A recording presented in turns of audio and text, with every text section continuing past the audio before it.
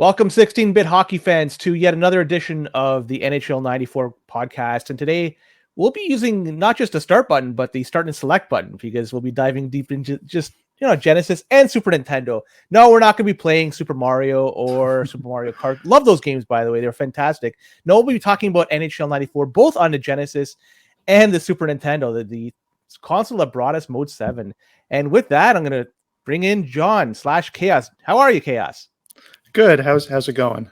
Living the dream, man. Another day, another dollar, a little closer to retirement, and can't wait till I get there. I love the Roanoke in the background in your frame there. Very nice. He is, a lot of people would say he's the GOAT or close to the GOAT in the NHL version. I'm not sure how he does, how well he is in the Super Nintendo version, but maybe you could give us an idea, like what's the disparity between the two systems with NHL 94. But before we go any further, Chaos, let's talk about your road to finding and playing and getting into NHL 94. I want to hear how it is you got into it. Oh, sure. So we're going to go back to mid-90s, let's say. Mid-90s, playing hockey with my friends down in the, we lived on a street with a cul-de-sac, nice big circle at the end. So we used to play a lot of street hockey there. And one of my friends, I was probably, I want to say 92, 93. I would say it was probably in around 7th grade. So 7th grade. So we're all down there playing, and a bunch of different ages. My friend's dad used to play too. He used to run around. We used to play on rollerblades. So 2 doors down from me was one of my friends, and he had the Genesis version of 94. So we would play, we go out, play hockey, and then afterwards we go in and play some 94 at his house. I didn't have a Genesis growing up. I had a Super Nintendo. First, I had a Nintendo, sold my Nintendo, and then save up money for Super Nintendo. And my intro to 94 was that. But then the first 94S game I owned was NHL Hockey for PC. So I owned the PC version. Loved that game. That game was great. I ended up getting the Super Nintendo version of 94. And my other buddy that lived a couple streets down, we would play that game after school for hours. So Go ahead. I was going to say the NHL game for the PC that's apparently a lot of people that played it, they loved it, and you too. It seems like you. In some ways, it's vastly superior, and maybe in many ways, or always, is vastly superior to the console versions. Would you agree? Oh, absolutely. I mean, they had trades, they had award ceremonies at the end of the season. You could do a whole season, move guys around from team to team. Yeah, it was I loved that. And it was great too when before the game would start, it would show you the lines and it would show you the jersey numbers of each player in each line. It was very well done, the PC version. If you haven't tried it out, I try it out. It's fun. Yeah, it's way more polished. I've seen video of it on YouTube, but to be perfectly honest, I've never played it. And you know what? I'm even going to give a little bit of information here. I have yet to play NHL 94 on the Super Nintendo. I've played NHL 93. I forget what they call it. NHL PA, I think was the official name, on 93 on SNES. Now, the guy across the street from me growing up had that. And that's one of the things that really turned me off, is because I don't know if it's true or not, but the way I remember it to be was it was choppy. Like the game itself was not fluid. It was compared to, because I played NHL Hockey, NHL 92 on Genesis, and I played NHL PA on the Genesis. Both games were fluid. It worked fantastic. Then I saw my friend with NHL PA on the SNES. I'm like, this is a piece of crap in comparison to what I'm used to on the Genesis. But yeah, this wasn't just in my head. There's legitimate truth to this, right? Oh yeah. Well, the Genesis version, any of the Genesis versions of the game, they play at full frame, so they're 60 frames per second. Super Nintendo, I think it's 45. I think it's definitely not 60. And I think 93, I've never played 93 Super Nintendo. I played 94, 95, 96. But I think 93, they really just kind of like bodged together. So it was just like a rush release from what I've heard, and it's pretty bad. Yeah, so you can tell if you play one and the other, play one game on Super Nintendo and then play again on Genesis, you definitely tell the difference. It's a lot smoother on Genesis. Yeah, but not to say the NHL 94 on the SNES is a bad product. I've seen video on it on YouTube. It seems to be really good in comparison to the Genesis version. So I'm not going to knock it. In fact, I love the Super Nintendo. I'm going to go into a little bit into the weeds here. I had both the Genesis and the SNES growing up. And with respect to the games on the Genesis, I like the sports games better on there, but overall, I love the SNES better. Final Fantasy 2, Final Fantasy 3, Chrono Trigger, Earthbound, Super Mario World, Legend of Zelda: Link to the Past. The list goes on and on. They're classics, each and every one of them. And I'm missing a bunch too. But anyways, I don't want to talk too much about it. I don't know. Listen, I'm all into RPGs. That's what you're absolutely right. Super Nintendo was RPG heaven, and but you're absolutely right. The sports games were always better on Genesis. There were a couple of good RPGs on the Genesis, though. The Phantasy Star series, Phantasy Star, 2 and 3, I think, or 2 and 4. Yeah, one of them was 4 was great. Okay, so 3 was 3 and 4 were good. Yeah, 1 is horrible. I don't know if 1 came out on Genesis.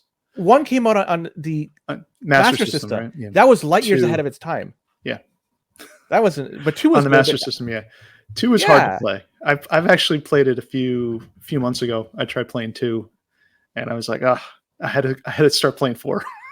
Really? Okay. Well, yeah. SNES, it has the RPG genre covered, and also Super Mario RPG too. You can't talk about the RPG series without mentioning that. But nowadays, what do you prefer to play? If given an opportunity, if somebody puts both consoles in front of you and fully loaded and everything, which one are you going to gravitate towards? Or actually, I'm even going to throw in a couple of more. There's even the Genesis CD sitting over there, and also the PC version. Which one is Chaos going to go towards? Probably the PC version, to be honest. Really?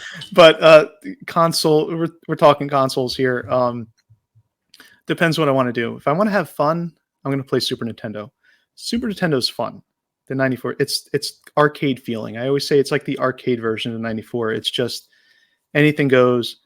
Really, it's not much to think about. Everyone's a pretty decent player, and on the teams. We're talking about players in the game, and it's just it's fun. You could score one-timers from the blue line easily. Like it's kind of mayhem. But Genesis is more like chess, where you really got to kind of, especially when you're playing online against someone, you really have to feel them out, and you have to try certain ways of scoring. And, then you walk, coming into the checking, how you're checking players with lightweight, heavyweight. It's more attribute oriented, I would say, whereas Super Nintendo is just like balls to the wall, like just have fun. So, in terms of depends what I want to do. So.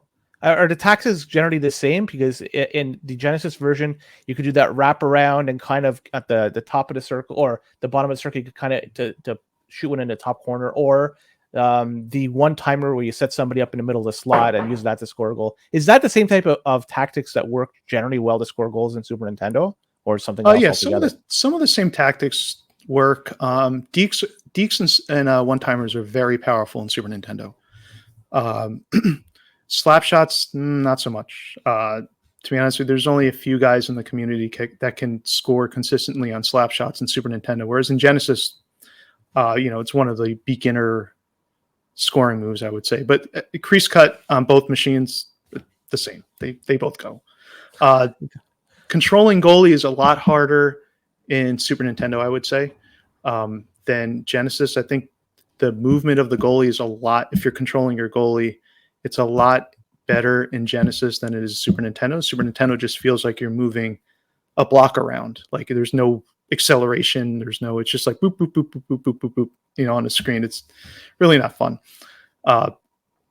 So there's some nuances, but as far as like scoring and stuff, deeks and one-timers are the big thing on Super Nintendo. You can aim your one-timers on Super Nintendo, whereas you can't on Genesis. If you hold the direction pad, if you're holding the corner of the D-pad, the one-timer is going to go to the corner. On Genesis, it just tries to go to the open side of the net, so it's kind of automatic. So if it's a newcomer coming in to play NHL 94, which would you recommend he or she plays Super Nintendo. First? Super Nintendo. I think, and we see that a lot with the live tournaments. we have community members, right? And so on the Genesis side, it's always usually the same group of community members that make it to the finals. Super Nintendo, it's always a guy that comes out of nowhere, and you're like, wow, this guy's good. And I mean, I think the first two, I think were won by guys who weren't members of the community at the time. So that's pretty impressive. You could just come out in the middle of nowhere, pick up the game, and there were guys that never took goalie control, and they finished like 4th, 5th place. And it's just Super Nintendo is a lot easier, I think, to learn, in my opinion. So that's what I would tell people to play. On the PC version, because you've basically outlined how it is somebody could play on a Genesis. You outline how somebody can play on the SNES. I want to hear your analysis on the PC version. I don't remember. It's been a long time. It's not something you picked up recently. No. It's, PC version I played when I was a kid, right? So I don't remember the last time I played it, but I don't believe there's manual goalie in the PC version. I think the PC version plays a lot like Super Nintendo, to be honest with you, from what I remember. Now, in terms of the PC version, is there an online community surrounding that? Because I could go on the Discord. There's nothing, right? It's bare bones. There's nobody there. No, we've never tried to do anything with the PC version online. I don't even know if it's possible. I mean, I guess it could be. We could use DOSBox or something to play it. I've never even tried it. That's a good question. We should try that out. Maybe we should set one up this evening. So Chaos, if you want, after this, we'll do a test run to see if it works, and you can kick my ass in the PC version. All right, take it easy. I got to figure it out first. We get that far. New asshole, no problems. Curious then, for the SNES version, I want to pick your brain on both the Genesis and SNES version, but for SNES, you prefer the standard, the collarbone controller that generally comes with the console, or you like an aftermarket one? I used the standard, the 6-button version of the Sega Genesis, the official one. Yeah. There's a couple other controllers that people use. I've used the 8-bit Do M30. That's pretty comfortable. It's very similar to the 6-button, the official 6-button controller. I've used some of the Retrobit official Sega controllers that they released, but I'm not really happy with the quality of them.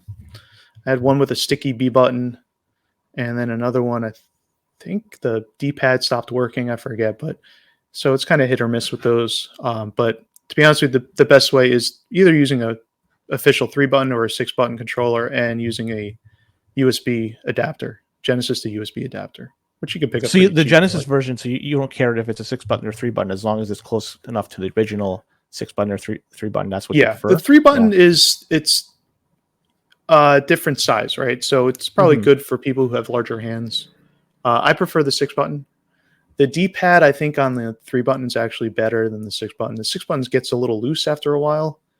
But it's interesting because I've played when I first started with the community, and I was playing Super Nintendo. And then when I switched over to Genesis, I was using my Super Nintendo controller for Genesis games.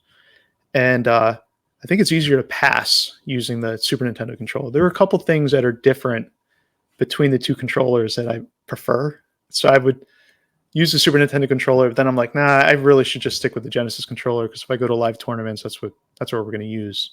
Yeah. Yes, because that way you're used to that, and then you could easily dominate. Because there's not much of a transition. But it seems like I'll have to talk fondly of the SNES standard controller. That came out, like 33, 34 years ago. I'm not exactly sure when the SNES came out. But that controller, to this day, it's not just nostalgia is talking, but it just fits so well in the hand. The ergonomic design is phenomenal. And I don't know of another controller that has matched it since. Maybe we could talk about the PlayStation that's currently in a PlayStation 5 one is pretty darn good. But I love that one for the SNES. That's phenomenal. But the one thing I'm wondering how easy it would be to do compared to the Genesis version is a quick pass one time. I don't know, because I've never tried it yet. I'm just trying to picture in my head, is that controller, is it optimal to do that type of move? Because I know that the Genesis version, especially the 3-button, it's just right there. You can just slide your finger and do it. But did you find that the SNES version it's an optimal layout to do the quick pass in one time? Oh yeah, absolutely. I find it a lot easier. You know what it is? I think from playing games like Mega Man, like if you play Mega Man X on Super Nintendo, you're doing a lot of jumping and shooting at the same time. So that's usually Y and B, and even the dash is A on Mega Man X. So you're doing a lot of dash and jumping. You get used to that roll. Those platformers for Super Nintendo. Even playing games like Super Metroid and stuff where you're dashing and then you're jumping and stuff like that, you get used to the roll. It's actually not bad. I would say it's about equal. I mean, blasphemy. Maybe people who are used to Genesis controller, but I agree with you. I think the Super Nintendo is probably the most perfect controller that was ever made. I know a lot of people also like the Sega Saturn controller, which also feels pretty nice in your hands. But Super Nintendo controller all the way. I mean, yeah, I love it. And in fact, I have one not too far from me over here. And I have to pick your brain. Yeah, do you have one too? If you do, show it off, man. I love that controller, man. Hold on. Do you also have the original SNES sitting around there too? That'd be pretty sweet if you could pull that off and just show it. I have the mini very, very close to me. But yeah, give me a minute. I got it in my house. I'll be right back. Sure. All right. Show it off. I want to see this. Here's the Super Nintendo. So this is the Famicom version. So you'll see the colors of the instead of being purple. Yeah. So this is, and they're actually all concave and not convex, the buttons. Ah. On the standard US version, there's 2 and 2. And I also have, you ever use one of these Dogbone Nintendo controllers? No, oh yeah, I've never seen them. That's cool. They that came with the top version. loading NES. So the second iteration of the NES came out in like 92, I think. And so this one right here. That's late in the lifespan of the NES, considering the Genesis NES. Yeah, the top loader. I've seen that all the time on Angry Video Game Nerd. He tends to play on that version than any other version. Yeah, they're great. And then I have my Super Nintendo here, which is the junior version. So the second version of the Super Nintendo. I've never seen one of these. No. Yeah. You got quite a collection. Yeah, I got a lot of stuff. I see also CRT monitors in the background. Oh yeah. No, I have. There's the big one. It's a PVM. I don't even know what a PVM is. Those are professional video monitors. So those are like the gold standard of playing retro video games on. So that's your secret. Yeah. Right? You're playing it on that. You have an advantage. Other people are playing on some crappy LCD. No, I work with electronics, so I have a lot of electronics laying around, a lot of consoles. I got 2 PS1s I was fixing, and I got regular toaster NES over here. I got my Saturn, I got my Genesis. But when I want to play, I'm in my garage. I play in my house. Gotcha. A little bit easier, especially in the winter. It gets a little cold out here, but I need to set up like a really nice game.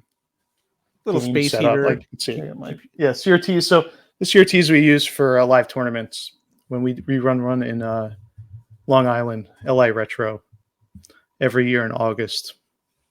King Raph and I usually do it. So that's what those are for. It's the only time they get used when we bring. So when you guys play, who tends to come out on top on either console? When I play who? Raph? Yeah. Oh.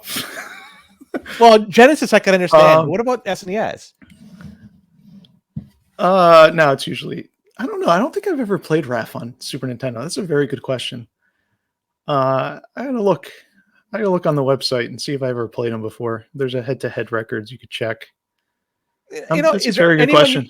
Anybody you'd like to call out? If you had a chance to call somebody out right now and play them and put them to the test to see if they're able to beat you or not, who would you call out?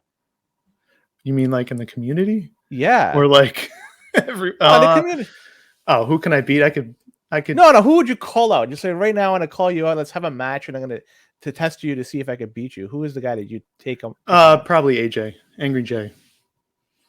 He's got the skill, man. He's got the skill. He's got the skill. But every once in a while, you take one from him, and it makes you feel good. As long as it's the last match of the day, you could take that with you somehow. You know what I mean? Yeah. in terms of the hacked ROMs, which are your favorite version of the hacked ROMs? Do you prefer the 2v2, the 5v5? What's your jam? 2v2 is very fun. If you've never played it, it's two skaters on a side, and we usually play 4 players, so there's 2 on a team, right?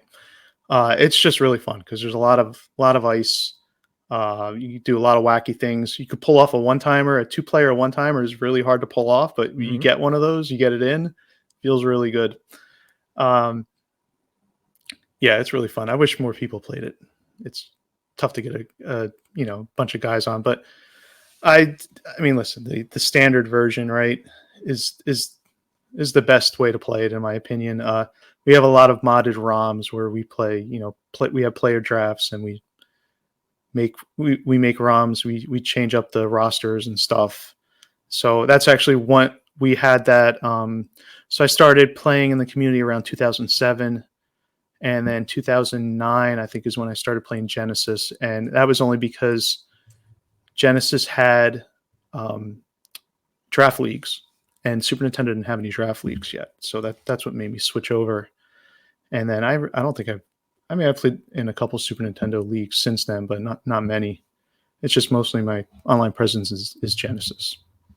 I want to dive deep into this draft league, but in just a moment. But if you had the dream matchup on a 2 versus 2, you and 3 other people, what would be your dream matchup to play? Oh, sure. Dream matchup would be me and Raph on a team. I think we play pretty decent together. And then we probably go against I want to say Sebi and Ice Storm. He's really good. Have you ever had that matchup? Those are really good before? 2v2 players. I don't think so. I don't think we've all played. Maybe we've all played at once. Maybe once. It must have been a while ago. Yeah, that'd be a really good one. Or prediction of the score? It'd be like 7-6. The scores in 2v2 games are ridiculous. There's no defense. It might be 7-6 after one period. Well, even before I go into the draft league, there's something else I want to touch on, because I saw a quote that you put on the internet, and you were saying about NHL 94. He says, "My favorite memory of NHL 94 is playing against my friends every day after school. Yep. We would play about 30 games a day and keep track of our records." How did you guys do this? We just had the paper and pen and just who scored what, who beat who, and what's the story? We just kept it in our head. It was really fun because we would just switch up teams, right? And then every 10 games we would play an all-star game. So one of us would be West, one of us would be East, and we do that every 10 games. And really funny story about that is, so we played at my friend's house all the time. This is Super Nintendo. His house had a fire, and they closed up the house. The fire department, because obviously stuff got burned down. My Super Nintendo was in there, so we busted through the window to get the Super Nintendo and started playing again. And it didn't play in color anymore; it would only output in black and white, but it still worked. So we still played 94 just in black and white. That's awesome. I wish I still had that Super Nintendo. I forget what happened to it, but to survive a fire. This one I showed you is the one I bought to replace it. So I bought this in like 2000, I think. Gotcha. 98, maybe 99, somewhere around that.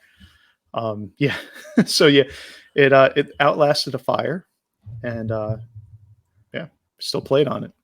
That's awesome.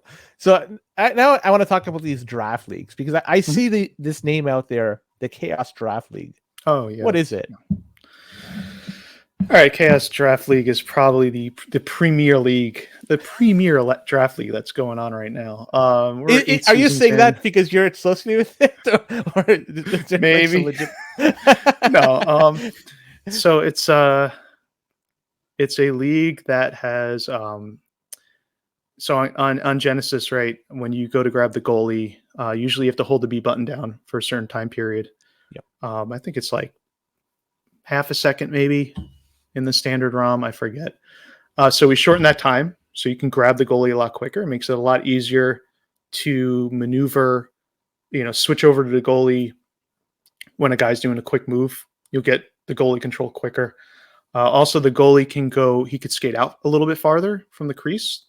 So he has a little bit more range. You could use him as like a third defenseman because anyone who knocks into the goalie automatically falls down. So you could use that as a tactic. Trying to think what else I did in that wrong. 1 minute penalties, which is pretty much the standard now in any draft wrong. 2 minute penalties is killer in the classic version of the game when you're playing 5 minute periods. So we cut that down to 1 minute. I also cut down the penalty shot time to, I want to say it's 10 seconds now, from 25 seconds. Yeah, something like that. Because people would fool around, and listen, you're going to score on a penalty shot, you better do it right away.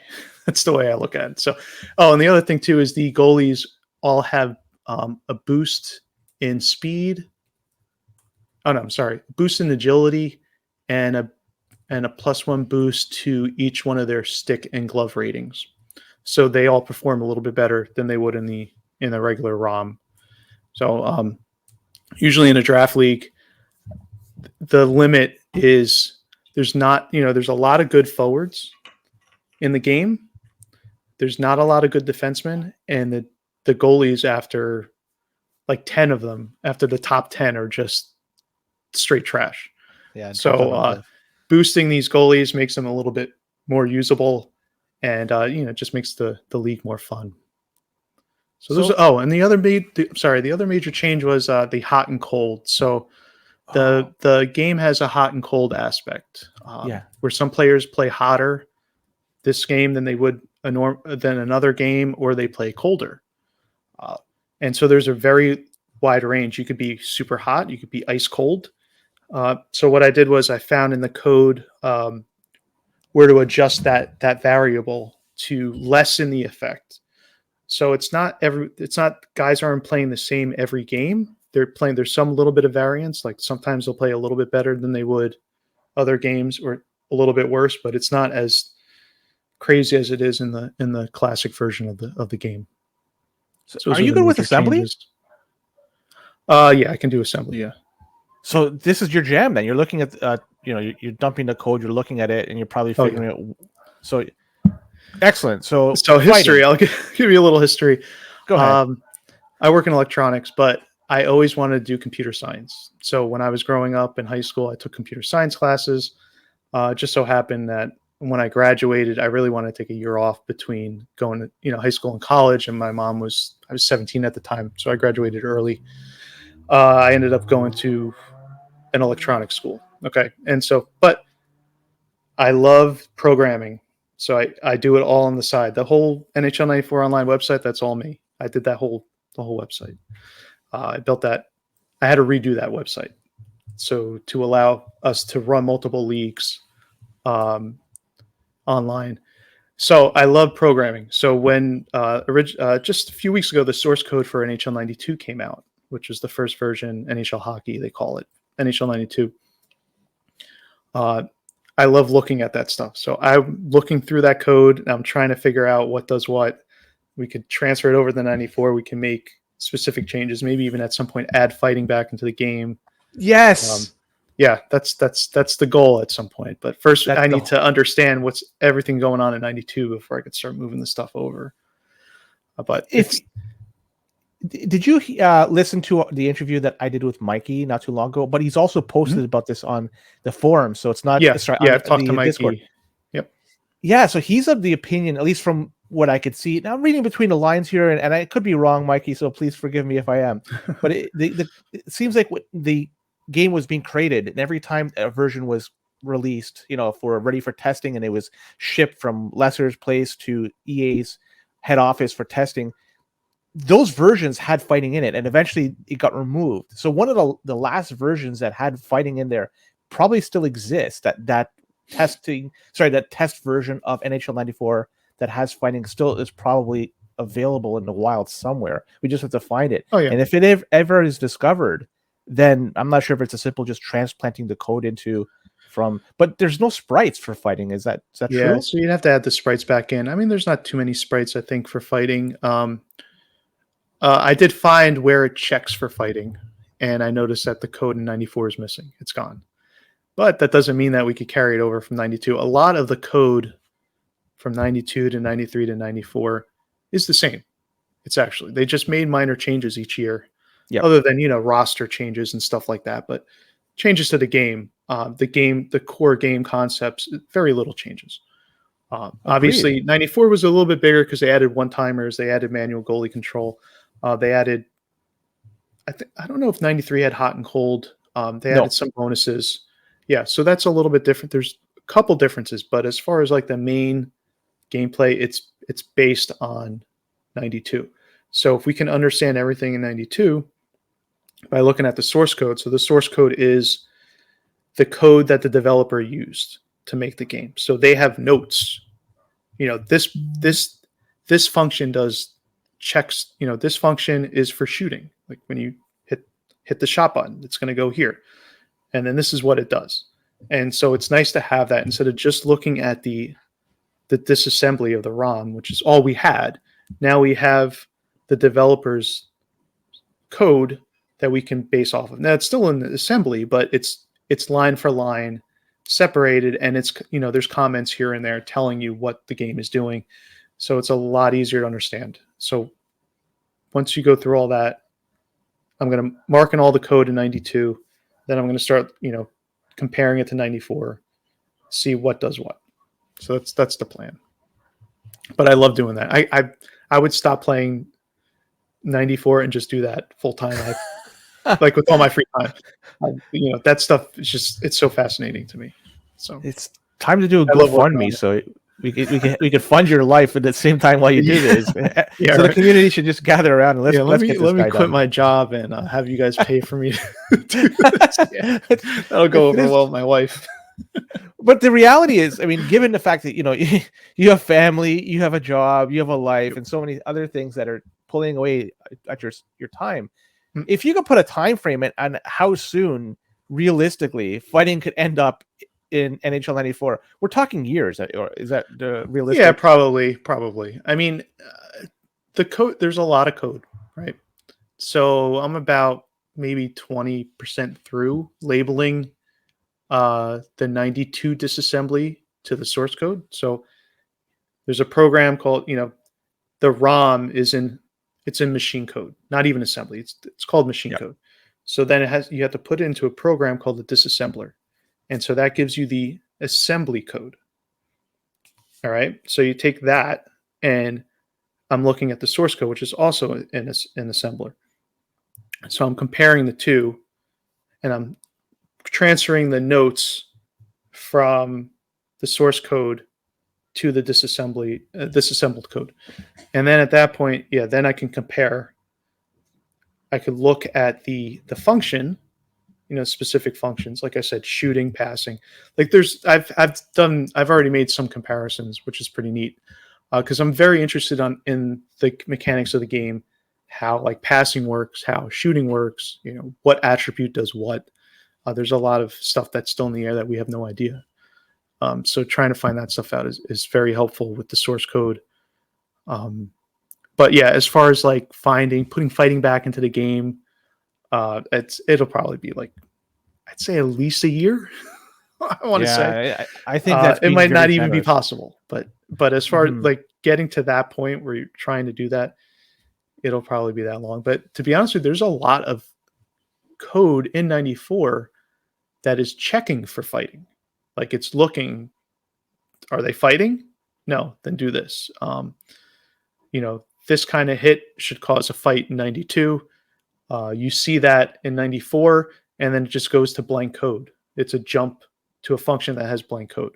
So it was there at some point. You could tell because they left in all the checks. They just took the main part of the fighting code out. Is there any code that you could see that issues a major penalty, a 5-minute major for fighting? So you can add that. Well, we can currently change the penalty times for every penalty. That's we have that ability already. We know for specific ones. Like if somebody does a charging, you could give like 4 minutes for instance. Give 4 minutes. Yeah. You could change them specifically. Yeah. No one's really done that, but you can. There is still a fighting penalty in 94. It's just never given, obviously. think there's an instigator penalty also that's just never used. So that stuff's still there. There's that instigator penalty started. It was also in '92, by the way. That was it was that's carried over from the beginning. Yeah. I remember that penalty pissed me off numerous times when I got that penalty. So yeah, I've been playing 90 by the way, too. I've been trying, I've been playing 92 just to see what causes what, right? And so yeah, penalties. It's stupid. You get a 5-minute penalty for fighting in a 5-minute period, and you get a 2-minute, and another guy might get a 2-minute instigator penalty, and you're like, what the heck's going on here? They give you some background. Actually, that instigator rule in reality came into effect, I think, in the 91-92 NHL season. I think that's the first year it came into effect. Before that, you could have instigated a fight with no retribution. So I'm going to go into the weeds here. If you watched hockey before then, before this instigator rule came out, there was enforcement on the ice by the players. So the star players weren't abused the same way they were afterwards, because afterwards then there could be an instigator rule and screw things up. Before that happened, if you were going to go after, say, a Gretzky, for instance, well, Semenko's going to come in and pound a crap out of you. So you didn't go after Gretzky, he left him alone, and hence the players, they just policed themselves. I'm just going on a tangent here, and I think this is all because of Gary Bettman, that piece of crap. But yes. We can all agree on that. He's a piece of crap, yeah, interesting. I started watching hockey because of 94, actually. So playing it, Calgary Flames were my favorite team in the game when I first started playing, and I started following them. So I live in New Jersey, and I'm a Calgary Flames fan. It's very weird. So I watched the Stanley Cup. I'm old enough to watch them lose and win the Stanley Cup. You saw 89, yeah. No, I saw them lose in 2004. Okay, so yeah, I've seen it was it was good times in the 80s too. Now I gotta just go back before we go further into the hacking of these ROMs. And I just wanted to divert quickly. You were talking about in the chaos draft leagues. There's an adjustment to the agility and the goalies. You give them a +1 in the agility and stick and glove ratings. Does this change anything with the top tier goalies? So, for instance, Patrick Roy and Belfour, did they become even better, or are they kind of capped?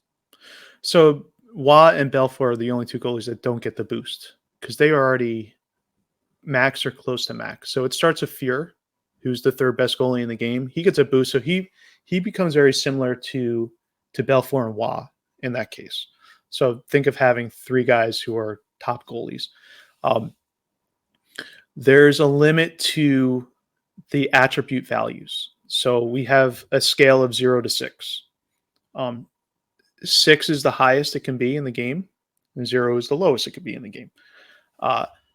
So if we look at like an overall, like a 0 to 100 scale, so when you're looking at the line screen or the team roster or something, and you're looking at the attribute values. So you see speed is like a 72, right? 72 would be a 4, a base 4. And you see agility is a 90, that's a base 5. 99 is the highest it'll show on the screen, but actually a 6 is a 108 if you're working on that scale. A 0 is actually a 25. You'll never see anyone below a 25 at any rating. In 94, I think in 92 and 93, people were like close to 0. Yeah, Ken Baumgartner had like a 2. Yeah, something John like Chambers that, was like a 1 or something. I remember they were so fun to play with because they moved it and shot so slow. It's fun to put them on the ice. Yeah. So you have that range. Like a guy who has a 6 attribute in something, he can never be hotter. So if he's hot in one game, that 6 attribute is the same. It's the same as if he was regular. And a guy who's a 0 in one attribute, he can never be colder than a 0. So there's limits put into place, and the game checks it. And even during the game, I mean, there's changes to those attributes, slight changes. The bonuses, team bonuses for home and away. You have power play bonus, penalty kill bonus. Are those adjusted in the chaos draft leagues? Those bonuses? Yeah. So usually in draft leagues, we negate all those. There's no home, no away bonus. There's no power play or penalty kill bonus. We just set them all to 0s. So you're not getting that extra bonus. What I do is in the playoffs, so in the CDL playoffs, I'll give the home team a small bonus. So when you play at home, you have a little bit of of an advantage. So, it kind of makes there's some kind of incentive to be a higher seed in the league because you get a home bonus. But I don't know if it really we've run like statistics on game results and stuff, and I don't think it really makes that big of a difference. But yeah, so those are taken out of usually on the draft leagues, we always set those to zeros, the team and the power play penalty kill bonus. The refs, are they biased in one way, shape, or form against home or away? For whatever reason, I've been playing a lot of home games because I seem to be hosting, and I'm playing a lot of home in exhibition games. And I have an uncanny ability of drawing penalties, and I have also an uncanny ability of not having my opponent draw a penalty. I don't know what is, and you know what? I'm in this new player league now. I'm venting now. Oh, okay, yeah, go ahead. It's my show. I could vent. Vent. I'm in this new player league, right? And if you look at the statistics, I forget who ran it, but by the way, whoever did, thank you very much. Yeah, it shows that for whatever reason, I'm more penalized. What the heck? So, is there any ref bias in the game against home or away, or is it not there? So, I actually, looking through the code, I figured out that the aggressiveness stat, which we never really confirmed, but the aggressiveness stat attribute of a player affects whether you're going to get a penalty or not. So every time there's a hit, the game goes through the code and it rolls the dice and it says, all right, we're going to try to throw a penalty here. And then it checks your aggressiveness of that player. And it puts it into the equation, it rolls the dice again, gives us another random result. And then based on that result, you're either getting a penalty or you're not. Kicks out of the function. And it'll give you a random penalty. It doesn't matter. There's no like specific. You can get a tripping penalty without tripping a guy. Yeah. So it's not like it just randomizes the penalty. Except for it's 2 minutes. I don't care how it is that they flip the switch here. Matter, I want to see that. If it's 2 minutes against me, screw you, ref. Yeah. So you hate me and I know it. There's some games where your AI control players, so not even you, are just getting penalties up the wazoo. And there's just games like that. There's no explanation. It'd be nice to have an explanation why some games are like that, where you just get penalized like no other. But there's really no explanation other than that. If your player has high aggressiveness, you have a higher chance of getting a penalty on a hit. But if you have players like what team are you in the league? Detroit. Okay, so Detroit has a lot of light players, right? So Steve Yzerman has 6 weight. The weight scale is 0 to 15. There's no. And I generally start Dallas Drake. Okay. Dallas Drake is a great player. He lays the lumber. Whoever goes in front of him, bang, he's going to knock them on their ass right away. I love. If you have Dino Ciccarelli, yep, Dallas Drake, and Steve Yzerman, you have a lot of light players, and they're going to knock down. Of course, with the weight bug in Genesis, they're going to knock down a majority of the players. So if you're checking a lot, you're hitting a lot of people because you have these players that can knock guys down. Guess what? You run the chance of getting more penalties. So like I said, every hit it rolls the dice on whether you're going to get a penalty. So stop hitting guys. Use the B check. I do a lot of A. Yeah. I hold a lot too. I use the A button. Hold a lot. That's there's a couple players that do that and they use it success. Yeah. Whalers is a guy in the community. He constantly holds. Everyone complains about him, but there's ways to play around it. That's the other thing in Super Nintendo, and that's a really cheap bug. So if you knock someone down, they can hit the Y button, which is equivalent to the A button in Genesis. And if the player is controlled and he gets knocked down, if it's the Y button, he pops up immediately and he'll start holding the guy. Right. So that's like a very, very cheap move. I had no idea that existed until I started playing in this community, and everyone does it. That's really annoying to me. It's interesting to see that there's bugs in each of the two consoles that people take advantage of. Mm-hmm. Have you analyzed the code of the SNES version to the same extent that you analyzed the code of the Genesis version? No, I haven't really looked at the code. There's another guy, Mick Marcus. He's looking through the Super Nintendo code. So that's the other thing too. The assembly for Genesis is different. It's 68,000. It's a 68,000 processor, which is very, very similar to like the Macintosh back in the day. Used the same type of processor. Super Nintendo is a different type of processor. It's like a more advanced Nintendo NES processor. So the assembly code is different. The commands are different. So comparing like the game, if you put the game code side by side, it's probably very similar, but the commands, the instructions would be different looking. So he's been looking at that more, doing the Super Nintendo side. But he can compare to Genesis and be like, oh yeah, see, this stuff is here too.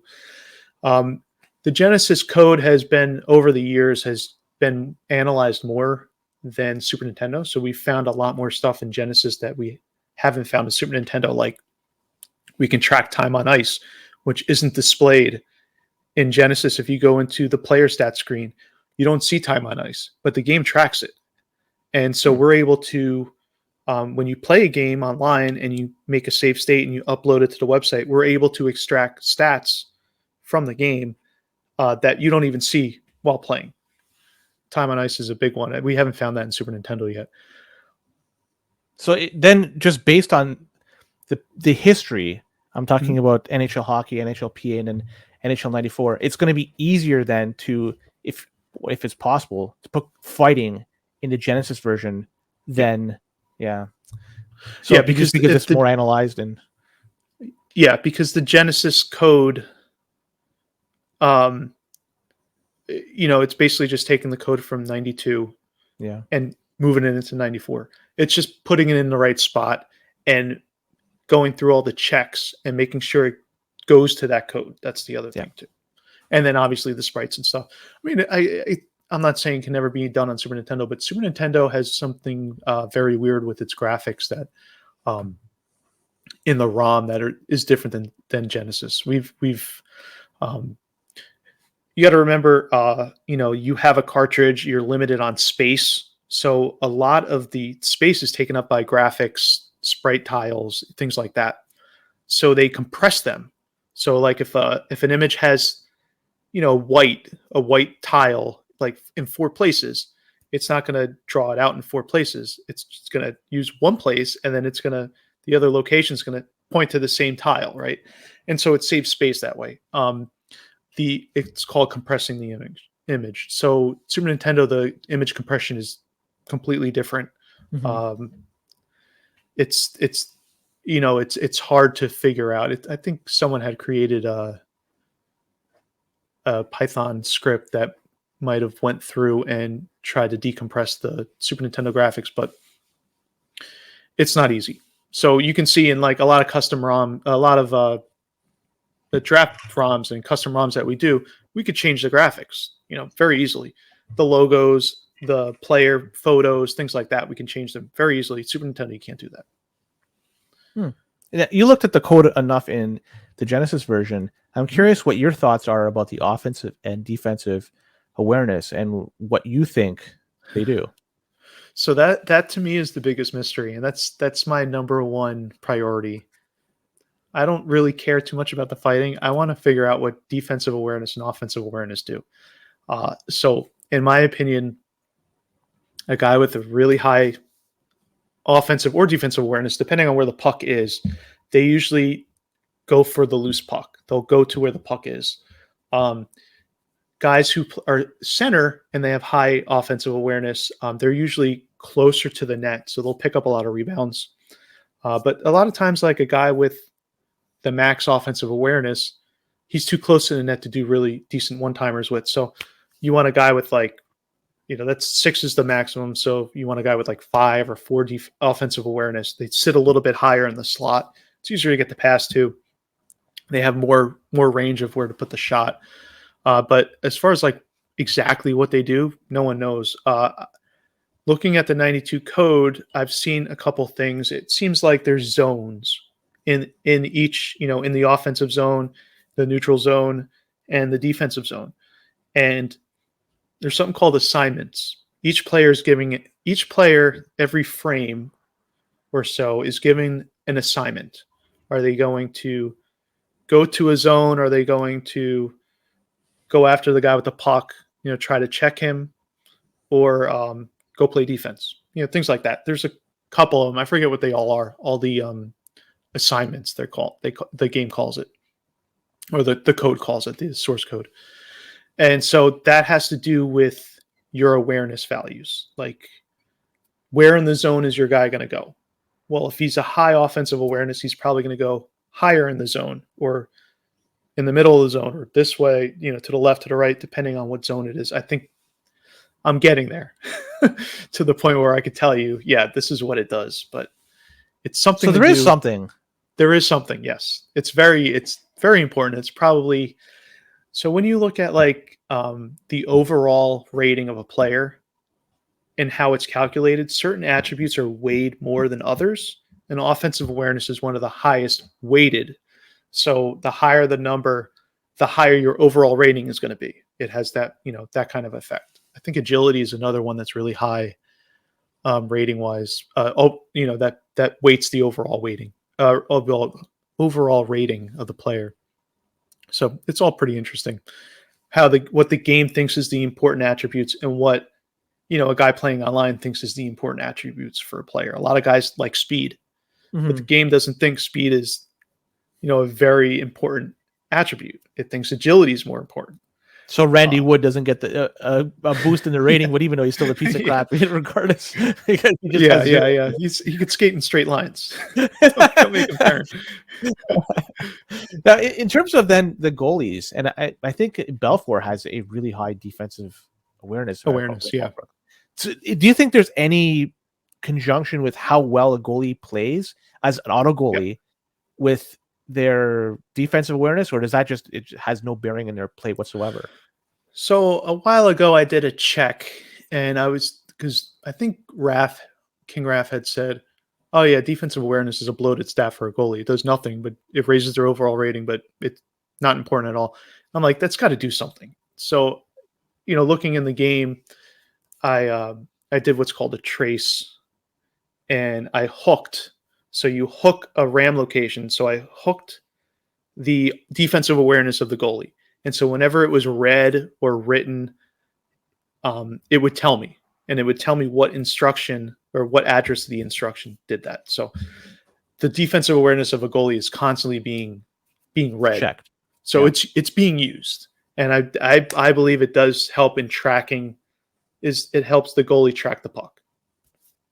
I wonder if it also maybe would even consider if there's a player standing in front of him, and maybe he would be, kind of willing to go there ready for a one-timer. I don't know. Yeah, but yeah, absolutely. I think you're right with that too. Now, in terms of the rankings, the attributes for, say, the overall player, let's just mush together both the offensive and defensive players, the offense and defense. What would you rank the abilities? Like, what's the top, and then go down from there. I want to hear how you rank them, and what is maybe close to the bottom that maybe I have too high up. So in like a forward, I think offensive awareness is the most important thing. Really? And defense, I think defensive awareness is the most important thing. So awareness for both ways, I think, in my opinion, is the most important.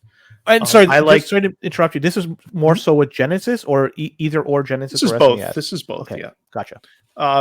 The thing about like Super Nintendo is the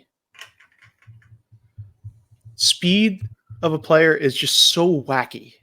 Some players are really fast one game, and then they'll be super slow the other game. So there's a couple like attributes in Super Nintendo that are just like, who the heck cares? Like, like Benoit Hogue comes to mind. Sometimes he's a speedster, and other times he's just like slow as, Yeah, I hate Benoit Hogue in Genesis. I hate him. I think he's overrated. There's a lot of players, I think, that when I'm looking at like, so draft leagues, we keep track of who's drafted where, right? And so you can look back and see, all right, the average draft position of this player is this. Benoit Hogue usually goes in the second round of a draft league. Oh, always mid second round, upper second round. I want to say he's so overrated. Let me tell you, he's just like he's got like, agility, but no, he's not a good. He's just, he's just like Anyway, so back to offensive awareness, I think is the most important. Then I would say agility and stick handling. So agility is going to be how fast you can turn. So a player with high agility is going to be very good at deking. So to be honest, both systems, Genesis, Super Nintendo, agility is very important. The stick handling is going to be, so stick handling is used in a couple situations. Receiving a pass. So if a player passes to you, your stick handle rating is going to determine, a higher stick handling rating is you're going to be able to accept that pass better. So, I mean, there's other variables in receiving a pass, but stick handling is the attribute that's used to collect the pass. Also, stick handling will be used to kind of like survive a check in a way. So if you're skating into a high danger area, there's a lot of players around you. If one of those players bump into you, a player with a low stick handling will lose the puck. Even if it's not a check, I'm just talking, bump in, or they try to poke check you. A high stick handling player, if someone tries to poke check you, you won't lose the puck. You'll go into what's called a toddle. We call it a toddle, where you see the guy kind of like tries to balance. So usually you see that with guys who have 5 rating stick handle or higher. So the stick handling to me is very important because I want my guys to be able to accept the pass. I want them to be able to hold on to the puck. Passing is important to have. It's important to have a guy who can pass on the wing. So passing is one of those attributes we don't fully understand yet. It's used to pass, but I don't know if it's to determine the speed of the pass, to determine how accurate the pass is, if it's going to the target. That's pretty important. Shot power. So shot power is one of those things where it feels to me like it's an exponential difference. So like a guy with you have a 3-shot power, a 4-shot power. I think that there's a larger difference between a 4-shot power guy and a 5-shot power guy than there is a 3 to a 4. I think you start to see that big difference. Shot power is obviously going to be the power of the shot, how hard you hit the puck, how fast it's going.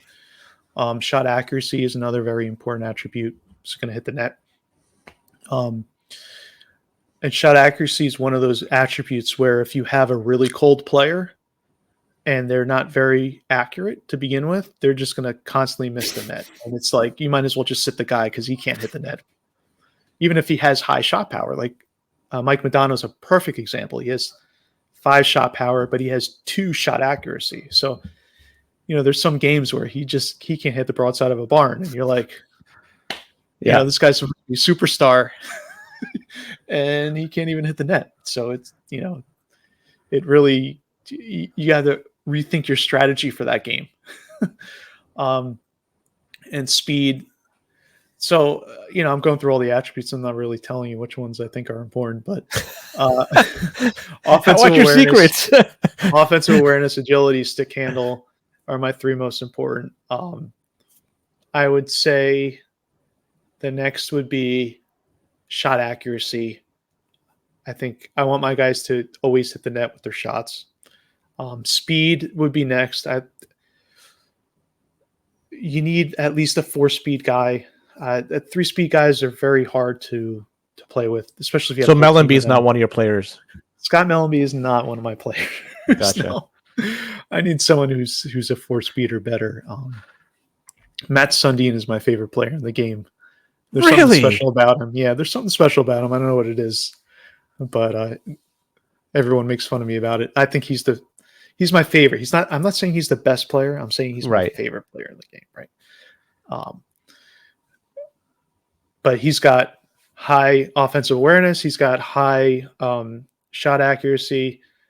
His agility, he's 4, so he's kind of middle of the road, and his stick handle is kind of in the middle of the road. But I always play him at center. He's always in the right spot for me. So I'm happy. He checks off a lot of boxes for you.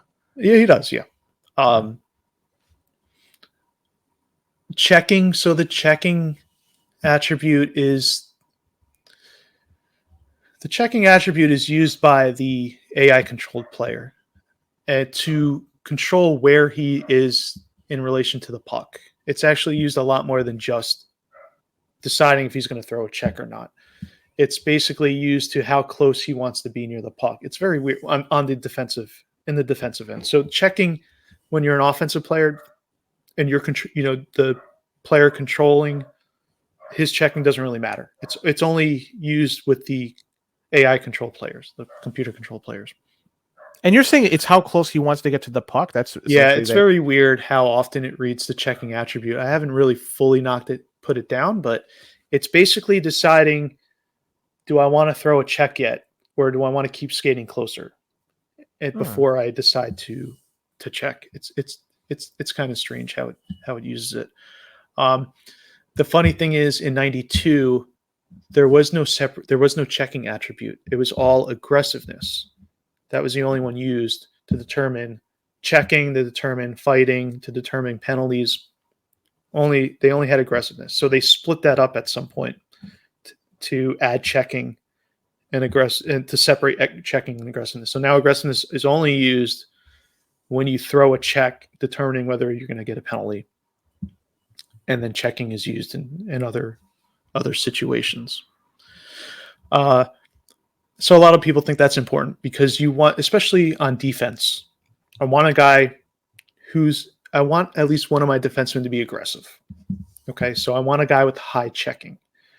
And I also want a guy on defense who can throw his weight around. So I want a guy who's heavy and a good checker. Like Scott Stevens is a very good example. Ray Bork is another very good example. You're a CB guy, right? Like you do the... Yeah, I don't do it that much, though. I would rather my defense do it themselves. When I'm playing defense, I want to control my wingers or my center. I want my defensemen to basically play by themselves. So I want a guy who is smart, high defensive awareness. I want a guy who can check very well. He's aggressive, so I want a high check rating. And I want a guy who's heavy, who has a high weight, because a heavy computer player, the weight bug is thrown out the window when it comes to computer control players. That's how a CB check works. You're throwing a check as a player, you're hitting the B button to switch off of him, so then the computer controlled player is going to finish the check. And so then that throws out the weight difference, the weight bug. So I want a guy who's heavy, who the AI is going to use to check, right? Because then he'll knock down anyone who's below his weight. If I have an 11 weight guy like Scott Stevens is 11, I think. He'll knock anyone 10 and below down, pretty much with ease. Maybe 9 and below he'll knock down almost 100% of the time. There's still a little bit of randomness, but you want to have that weight difference. Usually a 2 or more to really have a successful check. So I want a guy like that on defense. You want McSorley out there? Yeah, McSorley, he's slow as anything, but he plays good defense if he's there. And if you could do that CB check correctly, he'll knock anybody on the ice. Oh yeah, absolutely, yeah. Or you leave him alone, he'll knock anyone if you can catch up to them. So that, to me, on defense, I'm looking for a guy high checking, high defensive awareness, and a heavy weight. I think that's important to me on defense. Skating, agility, not so much. I could go with a guy who's average skating or a little bit below average skating. I don't care about that. Those are the important things on defense. On offense, I want awareness, shot accuracy, stick handling, agility. On defense, I want checking. Wow, the awareness is high. Awareness. That's my opinion. You could ask someone else; they'll have a completely different opinion, and that's fine. That's of course what makes this game great. Your mileage may vary. So do you have a few more minutes for a few more questions, because we're past an hour? Absolutely. Yeah, sure. So, in terms of, you talked about the speed of the pass in the passing rating, because sometimes you pass the puck off and it comes out coming like a warp 9, and it's, we don't know what. Have you ever tried to examine a code as to what causes that? Because it just seems to be so random, and I can't reproduce it. Yeah. No, I have no idea. I found the pass code. I found the speed code, which is the speed code is the same for passing and shooting, actually. So I haven't really fully analyzed it yet. I haven't gotten to those functions and kind of went through the comments and figured out what does what yet. I think I'm actually pretty close to that. But there's some very weird buggy things like that where the pass just goes really fast, and you're like, that's charm. Happened? That's the charm of the game. That's what it really is. Yeah, that you can do that. It really keeps you on your toes, right? It's not, Of course.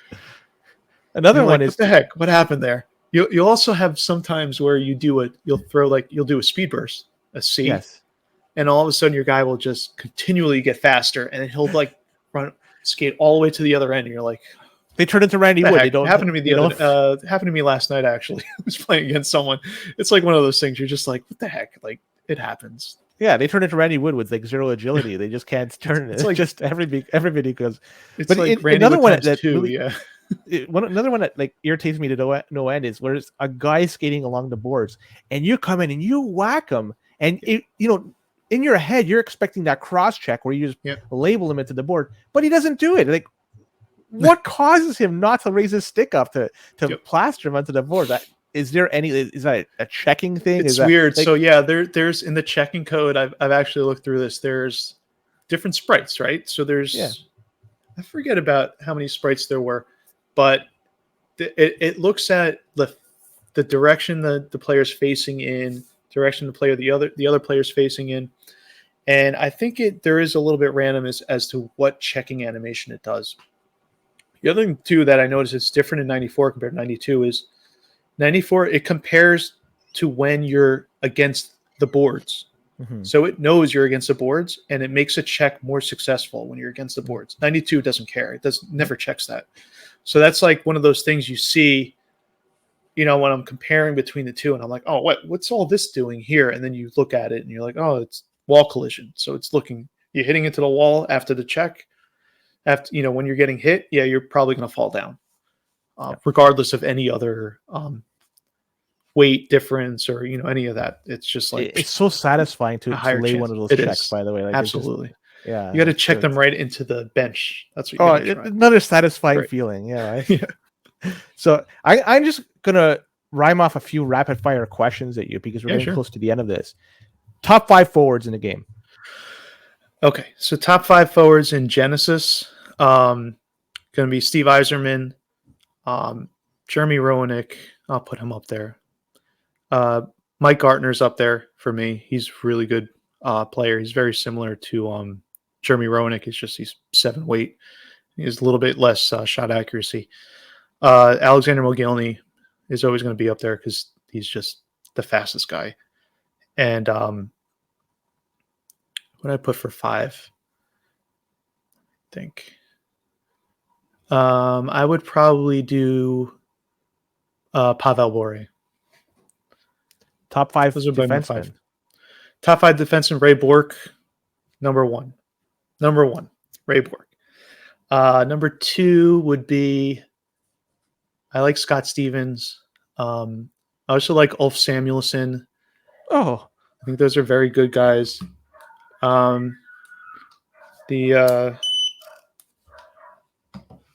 trying to think. So that's 3.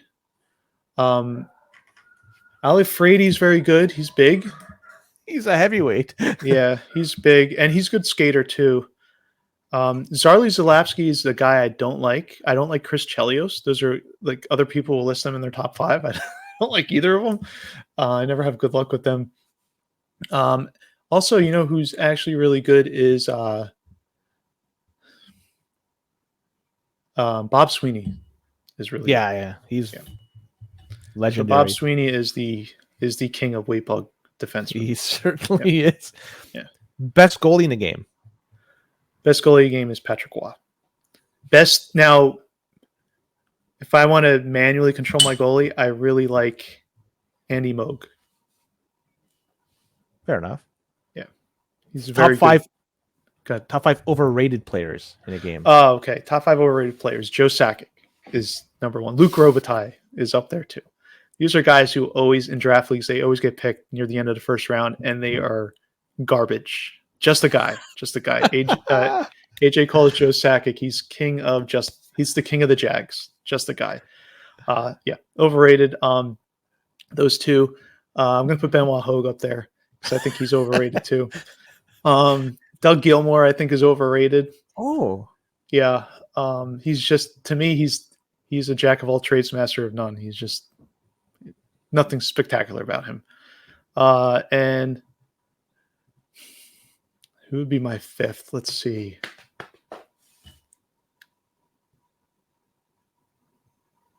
It doesn't have to be a forward. You could pick a goalie, or you could pick a defenseman. You could okay. the whole top five period. I'm going to pick Mark Recchi. No, those are my five.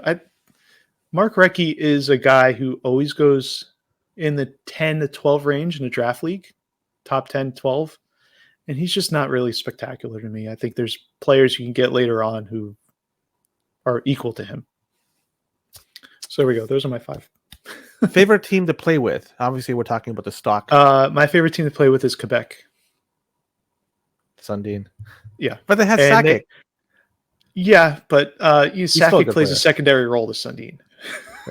Sakic has better passing, so I'll put him on the wing. He has a 5 pass rating, so he can pass to Sundin. Sundin can score. The Quebec is good because they have a lot of good options on offense. Their defense is horrible, and you just got to live with it. Hextall is not the greatest goalie in the world.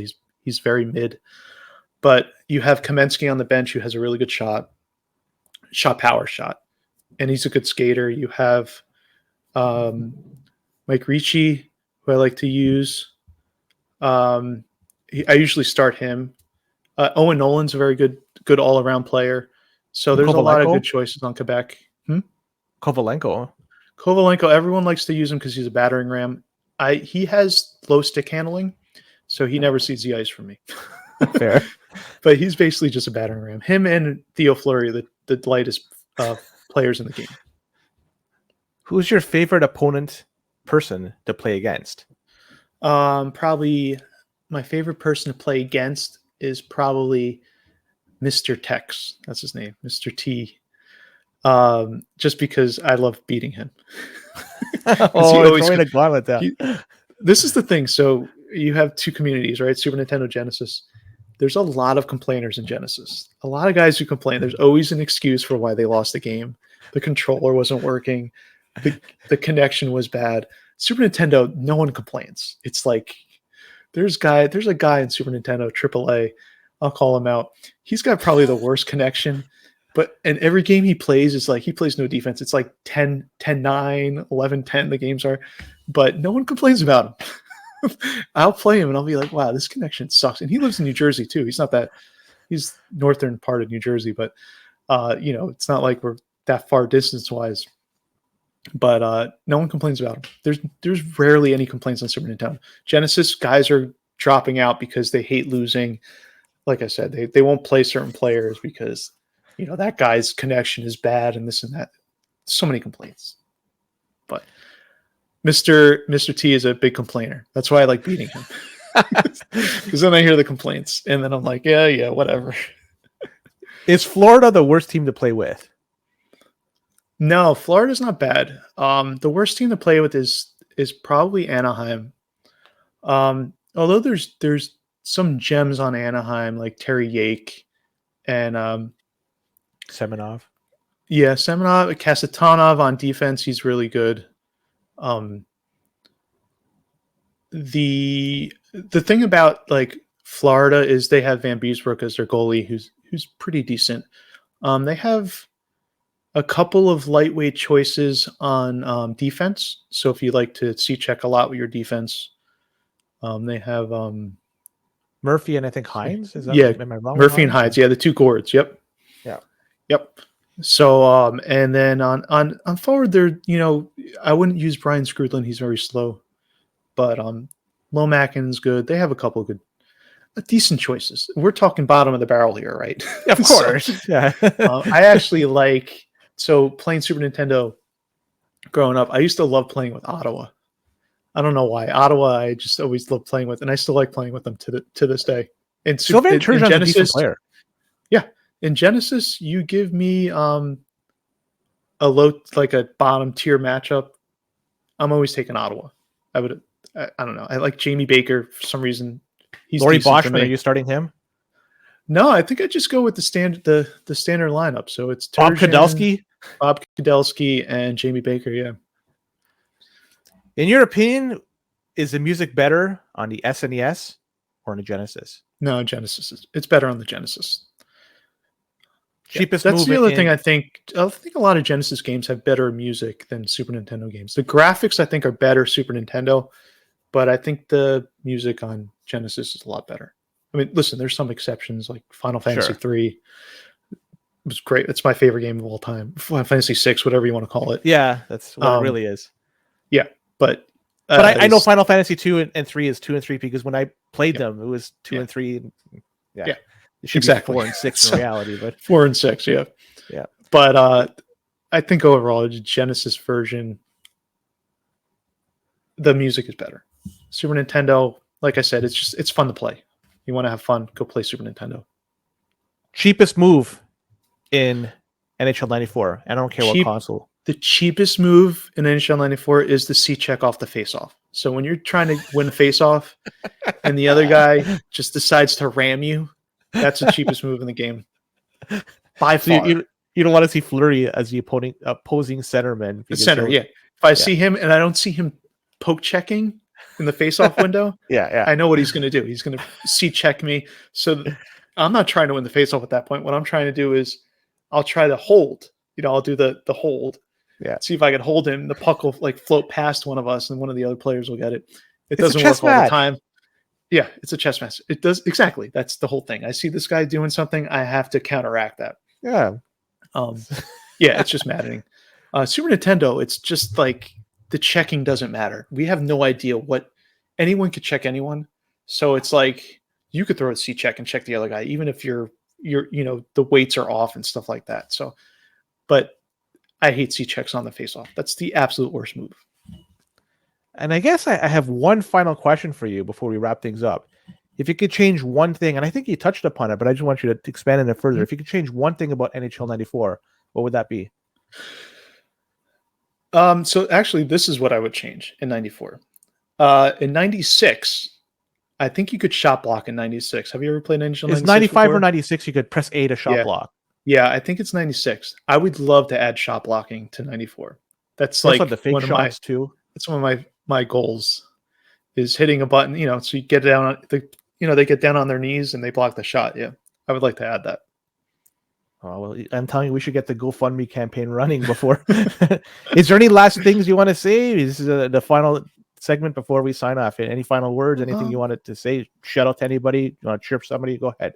Oh yeah, no. I mean, not really. I mean, it's great. Evan, who is the guy who created NHL94.com, and back in 2005, maybe even before that, but they started playing online leagues in 2005.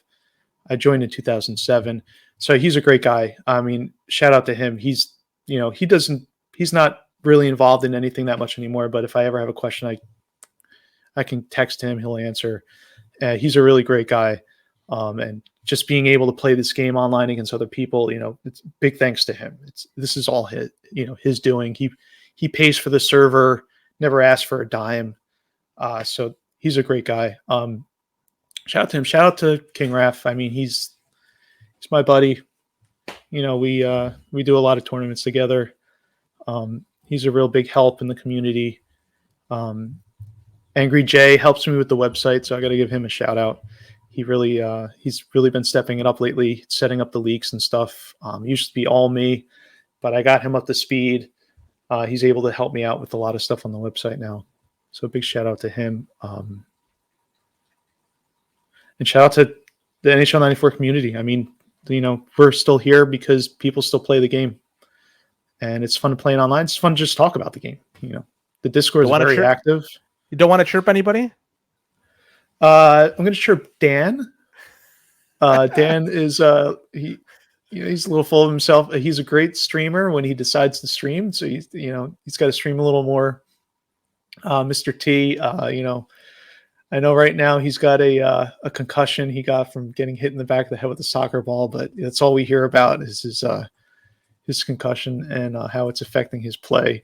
Like I said, always an excuse. I'm not saying concussion is very serious, but that guy's always got an excuse. So We need people like that in the community. Yeah, he'll hear this. I hope he laughs because we met in person. He's a really nice guy. He's a great guy. Yeah. It's just I like picking on him. Well, Chaos, It's all in fun. I want to thank you for coming on the show. This has gone a little bit longer than originally planned, so I appreciate you for being flexible. I talk a lot. No, this has been great. I'm happy. I feel bad that we took a little bit longer than originally planned for you. So, but no, I actually, you were very flexible. We were supposed to do this last week, but because of family commitments, I did switch to this week. But either way, thank you so much for coming on. We'll have you back on the show once again because there's going to be so many people coming on. But eventually, I want to have you back on the show if you're. Oh, absolutely! And I hope next time I come back on, I could tell you more about the code. Talk more about that. Let's do that. All right. With that being said, keep your stick on the ice and your controller plugged in.